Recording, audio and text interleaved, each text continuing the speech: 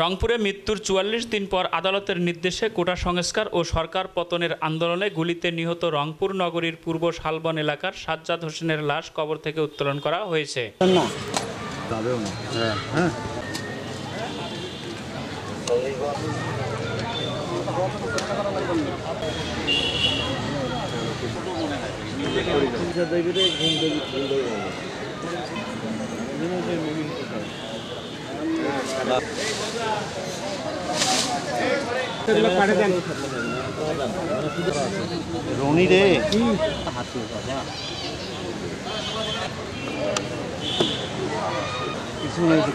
সোমবার দুপুরে জেলা প্রশাসনের নির্বাহী ম্যাজিস্ট্রেট এটিএম আরিফের উপস্থিতিতে নগরীর শালবন মিস্ত্রিপাড়া কবরস্থান থেকে লাশ উত্তোলন করে ময়নাতদন্তের জন্য রংপুর মেডিকেল কলেজ হাসপাতালের মর্গে পাঠানো হয়।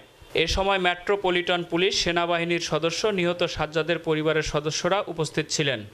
গত 19 জুলাই বিকেলে রংপুর সিটি কর্পোরেশনের সামনে কোটা আন্দোলনের সময় গুলিবিদ্ধ হয়ে মারা যান সবজি বিক্রেতা সাজ্জাদ। গত 20 আগস্ট নিহতের স্ত্রী জিতু বেগম বাদী হয়ে সাবেক প্রধানমন্ত্রী শেখ হাসিনা, শেখ রেহানা সহ 57 জনের নাম উল্লেখ করে মেট্রোপলিটন ম্যাজিস্ট্রেট কোতোয়ালি আমলি আদালতে হত্যা মামলা দায়ের করেন। বাদী জিতু বেগমের আবেদনের প্রেক্ষিতে মামলা রুজু হয়। কোতোয়ালি থানার মামলা নম্বর 14। উক্ত মামলার ভিকটিম মৃত সাজ্জাদ হোসেন এর মামলা সুষ্ঠু তদন্তের স্বার্থে বিজ্ঞ আদালতের আদেশক্রমে আজকে লাশ উত্তোলন করা হলো এবং ময়নাতদন্ত শেষে লাশ মর্গ থেকে সমাধি করা হবে।